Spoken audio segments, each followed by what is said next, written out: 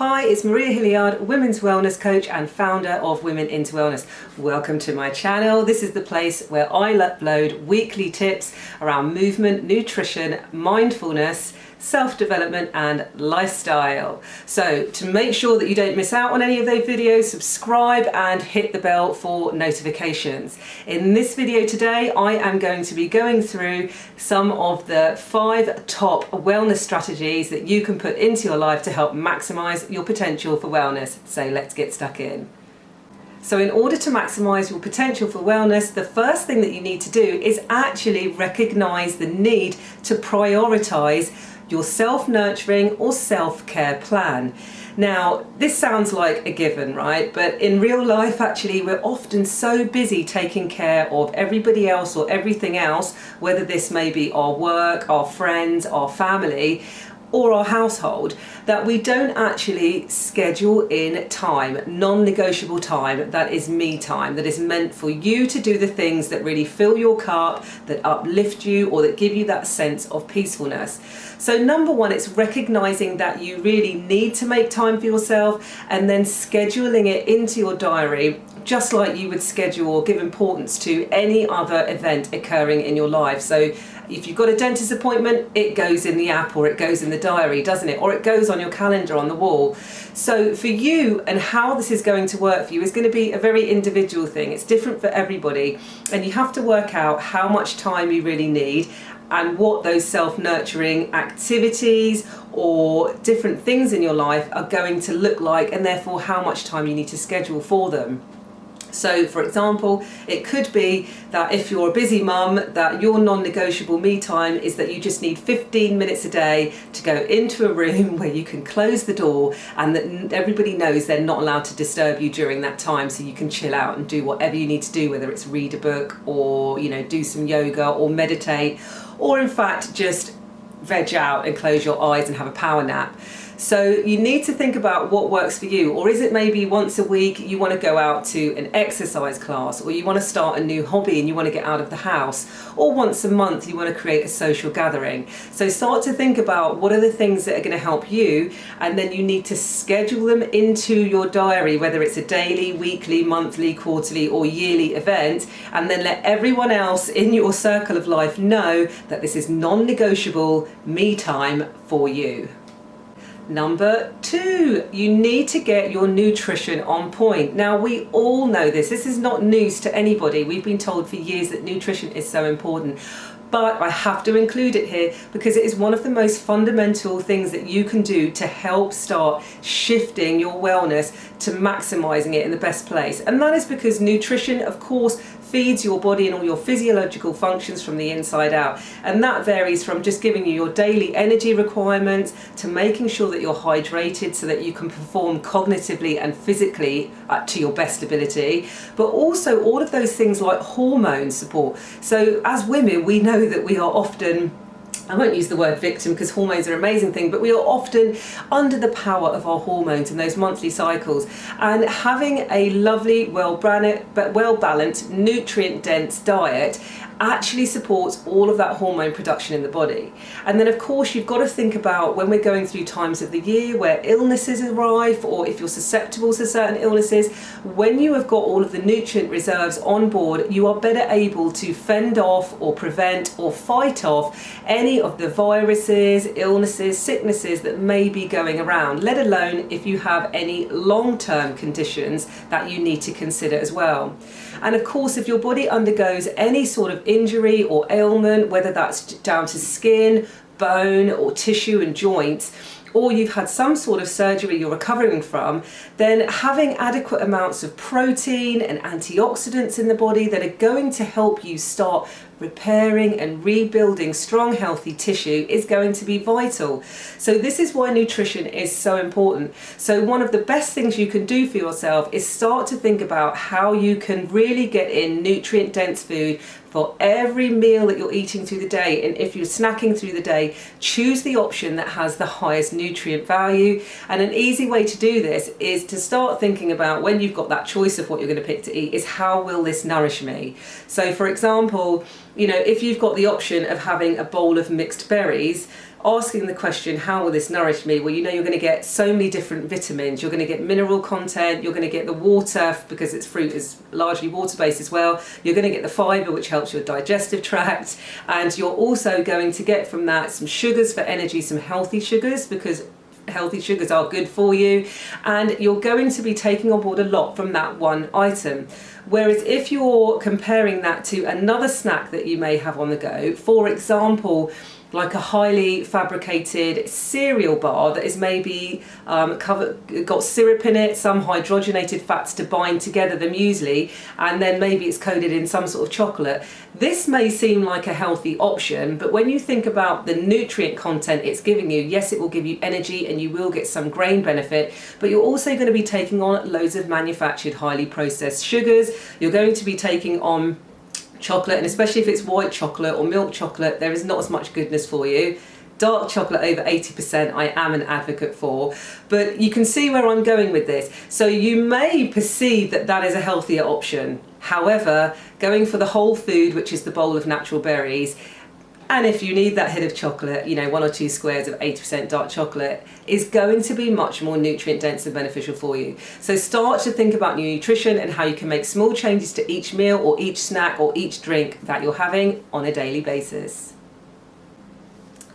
Number 3 is to move your body. Again, no surprise to anybody. We all know that we should be exercising. We all know that we should be increasing our activities of daily movement. So what you can do with this one, if you need to get in your head, a minimum amount to do is that we are recommended to do 150 minutes of exercise in any 1 week. Now, how you break that down could be up to you depending on your schedule and the necessities in your life and your other responsibilities. But what I would suggest you aim for, if you can, is 5 lots of 30 minutes. So this means that for 5 days a week, you commit to exercising or moving from moderate to a higher intensity for 30 minutes a day. So how could this actually look for you and how could this work? Well, for example, if you have the opportunity to work and you work somewhere that you could partially walk some of the distance to or all of the way to, 1 or 2 days a week, then why not ditch the public transport or ditch the car if it's safe to do so and walk that route, or park further away and walk a bit. Get your 15-minute walk in the morning, your 15-minute walk back to the car, and then drive the rest of the way home if you're long distance. So that's a really quick and easy way of just working it into your routine, and you will often find that on a lot of routes, especially if you're travelling in those peak times of the day, driving sometimes really only saves you about 10 or 15 minutes if you live fairly close to your work environment. So that's quite a viable way of increasing some activity. And of course, it bookends a day, especially if you're somebody who works in a job where you may be sat down or sedentary, it bookends that day by doing some exercise. Another one, for example, if you do work or if you're at home looking after kids, is to go out on a walk. So if you've got to walk to the local high street, or if you've got a lunch break, take out the buggy or just get out of your chair and go and do a walk for half an hour, 30 minutes. So that's a simple way to get walking into it, and make sure it's a brisk walk. So you don't want to be just lolling and strolling around, because you need to be moving at moderate to a higher intensity. So make sure it's a nice brisk walk. Think of it as being a power walk if you like, okay?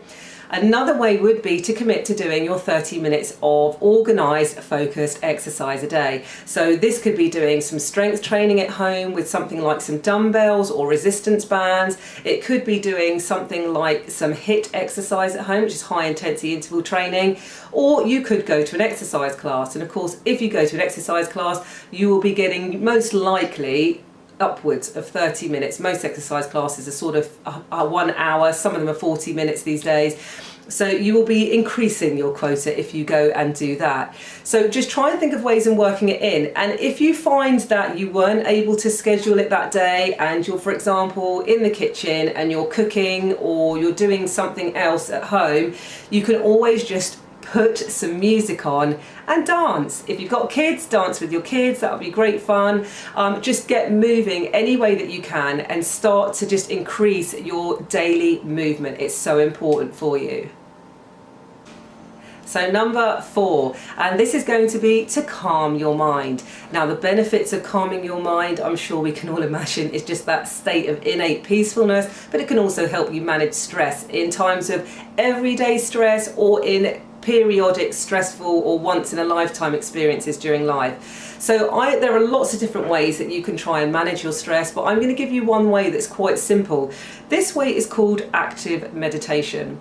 And what involves is you doing an activity that is something you would normally do in a day, but for that activity for 5, or if you can longer than 5, up to say 10 minutes of it, but just aim for 3 or 5 minutes to begin with, what you're going to do is just completely focus your mind on that one activity.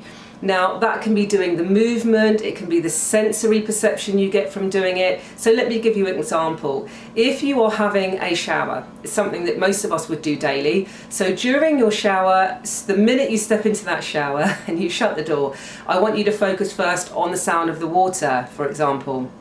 So you don't have to do them in this order, but we're going to talk about the senses. So focus on the sound of the water and only on the sound of the water. Focus also then on the feel of the water on your body, so that tactile sensation that it has on your skin, the temperature of the water, where it falls on your body, where it hits your body, and then maybe where it runs off of your body. Focus as well on the smells in the shower, so maybe you've got a lovely smelling soap or a shower gel or something. Focus on the smells of that as well. So now you've got your sense of smell coming into things. And then the visual sense and stimulation that's coming in. So look at the steam in the room and try and keep that focus and that gaze completely just within the shower. So don't start thinking, oh, there's paint peeling off the wall there, or I need to change that hand towel. So just keep yourself in the moment and start thinking of all of those things that really hold your mind focused and present, and just try and do it for 3 minutes or up to 5 minutes. And what this does is it starts to block out the internal chatter that our minds generally cannot help but do almost 24/7. So it just helps to laser focus you down into something that is in the present moment, that quiets the mind, reduces the chatter, and it just gives you an escape from your own internal dialogue. And number 5, this one is about connecting. So this is all about your social and interpersonal communication and how connectivity between people who really bolster you, who inspire you, and who feed your soul is so important to your well-being. So for this one, my one tip is going to be, and it may sound slightly counterproductive because I'm talking about connecting, but it's going to be saying no to the people who are not a positive influence in your life. So for example, whether this be colleagues, whether it be neighbours, whether it be members of the family or friends. Now, these may be people who you have to have in your life in some way, shape or form, but if you find that they are actually draining, or they are slightly toxic to your well-being, or they create a lot of stress for you, then what I'm going to suggest you do is try and remove yourself from their company as much as is reasonably possible. So start to say no if there are things that you can say no to. So whether there's invitations, or whether they are requesting you to do things, or whether you just cross paths with them a lot, start to say no to that and instead make the time to say yes to the people who really truly inspire you, support you, believe in you, and lift your spirits. And what I will add on to this as a caveat is, don't then become an energy suck to those people who you love and value. So hopefully you've got a reciprocal relationship with these people where they give to you and you can give back to them, and therefore you both uplift each other at the same time. So say no to the people who drain you, say yes to the people who really fill you and recharge you, and try and do the same for them and be there for them too. So I hope that you have found these 5 tips helpful. If you would like to learn more easily embeddable tips into your life, then I have created for you a free guide, and this is called the Wellness Blueprint. I will put the link in the description below, and to get that all you need to do is subscribe to my newsletter, which is going to provide you with even more tips, so it's a win-win, and it's a PDF, an instantly downloadable copy that is going to give you 20 wellness tips that are going to help you start maximising your potential for wellness. And as I said, they're all easily embeddable things that you can put into your life. I've included a handy little checklist at the end, so that's something that you can print out, put on your wall or stick on your fridge fridge from week to week and tick off all of the ones that you're managing to do, and start to phase in these things into your life so that you can really start doing the best for yourself, put your self-care and self-nurturing practice into place and maximise your potential for wellness. So thanks for watching, and don't forget to subscribe. I will see you soon, and until then, I wish you well. This is number 1. Oh, I'm already on. I'm already rolling. Okay.